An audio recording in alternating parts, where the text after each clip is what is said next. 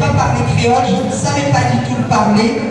Donc je suis repartie en Guadeloupe pour apprendre ma culture et ma langue. Et en cadisonne, bien bonsoir.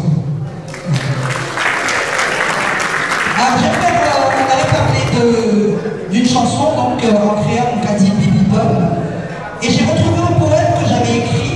Et lorsqu'on parle de trauma, on parle de psychique, eh bien, c'est que je fais partie d'une association de poètes. Et donc on avait lancé un thème qui était mon pays. Et au départ, quand on a dit mon pays, j'ai pensé à la Guadeloupe, mais j'ai écrit. Je vous prie d'écouter. Votre attention s'il vous plaît. Merci. Mon pays, même si je voulais contre les lois lutter, l'enclume, coup sur coup, a subi le marteau. Mon pays, c'est Paris et l'odeur de l'enfance. Des traces de ces coups, vous comprendrez le sens. Tel le glaçonne, à l'heure où l'angoisse revit, je me dois d'honorer ma mémoire défaillante et révéler des lieux de mémoire hésitantes.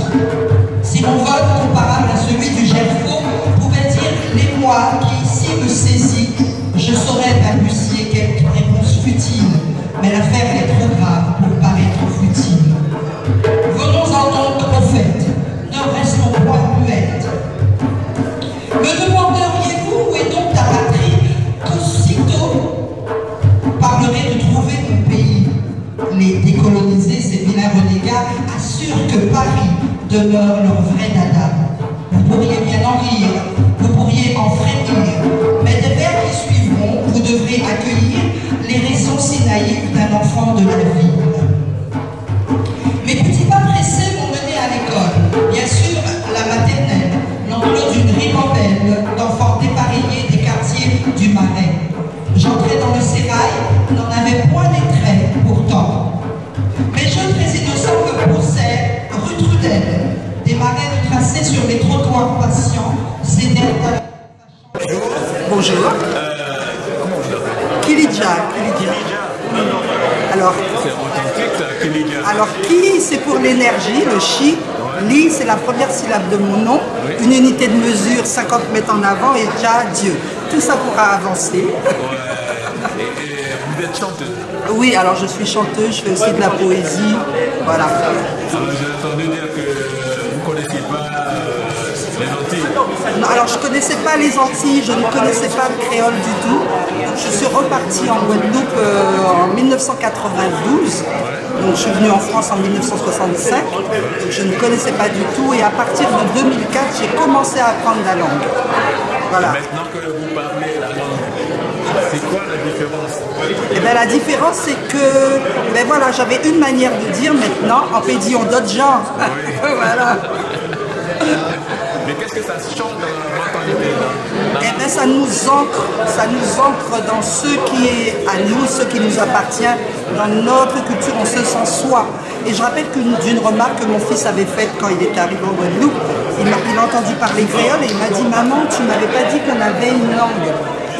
Et quand on voit de la manière dont les métropolitains préservent leur langue, préservent même leur accent, on se dit que c'est très important.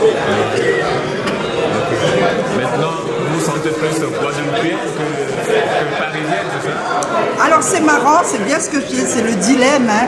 C'est vrai qu'on a beaucoup de souvenirs de l'enfance. Et mon enfance, c'est Paris. C'est vraiment Paris, j'ai vécu à Paris, j'aime Paris. Mais après, la Guadeloupe, c'est encore autre chose. Là, je me sens vraiment guadeloupéenne, c'est autre chose. Comme tout le monde, quelque part, vous avez été stigmatisé le jour. Oui, c'est ça. Voilà. Alors, à Paris, ça se comprend. En Guadeloupe, quel genre de problème vous avez eu déjà? Alors quand je suis revenue, déjà on m'appelait négropolitaine. Après c'est devenu, il y avait un autre terme en tout cas. Souvent j'ai eu la remarque de dire ben, retourne chez toi ou t'es pas chez toi ou kérépati, voilà. Ou bien quand j'essayais de parler créole, c'était le parle pas, tu as trop l'accent français. Donc voilà. Et c'est des problèmes d'adaptation puisque finalement il y a quand même un choc des cultures. Il y a une mentalité à connaître Il y a la tradition africaine, par exemple, de la palabre. C'est-à-dire que quand quelqu'un vous dit quelque chose qui vous dérange, le réflexe parisien, c'est de prendre la mouche. Or, il faut parler. Voilà, on va négocier, on arrive à un consensus, mais voilà, ça c'est antillais, c'est de chez nous. Je donne un exemple, hein. J'allais sur la plage de Sainte-Anne, on m'a dit qu'il faut payer. J'ai dit non, je ne paie pas, parce que je paie les impôts là. Voilà, il dit moi, il fait chimère. J'aimerais bien savoir ces rapports qu'on a en Antilles et qu'on a aussi en Afrique, les deux. Est-ce qu'il y a une affinité entre les Africains et les Antillais? Alors les Antillais et les Africains, j'avais fait toute une recherche, tout ça, et puis c'était l'objet d'une interview aussi sur une chaîne africaine. Ce que l'Afrique a laissé, c'est plutôt dans la posture, dans les mœurs, par exemple dans le carnaval, dans la cuisine, il y a des choses. Après dans la mentalité, c'est sûr que par exemple dans l'éducation qu'on donne à nos enfants, les attitudes des mères par exemple qui regardent, qui ne parlent pas, et ce sont des habitudes africaines. Et après, il y a quand même une différence parce que nous n'avons pas tous les codes, ouais, voilà, tous les codes africains. Si bien que souvent les Africains nous disent d'ailleurs que nous sommes français, nous sommes un peu plus comme les Blancs. Mais c'est vrai qu'on apprend au fur et à mesure.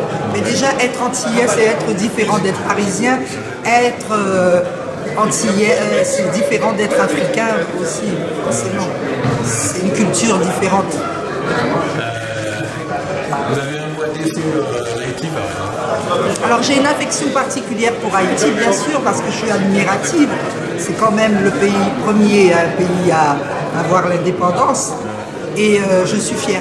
Et puis après, moi, j'ai travaillé aussi, j'étais professeur. J'étais professeur dans mon collège, il y avait une unité d'intégration pour des enfants venus d'Haïti.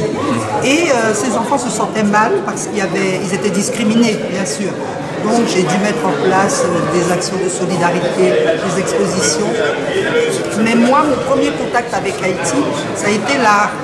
Voilà, donc c'est un pays très riche et voilà, c'est pour ça que Haïti me fascine. Voilà, la langue me fascine, l'art haïtien me fascine, tout me fascine. Je vous laisse le dernier mot. Alors le dernier mot, eh ben, là j'avais une copine tout à l'heure, elle m'a dit oui, je fais du bien avec ce que tu m'as dit. Et ce que je dis, c'est juste une phrase de Guy Tyrolien. À force d'amour, demain il fera jour. Merci beaucoup. Je vous en prie. Bonne continuation. Merci.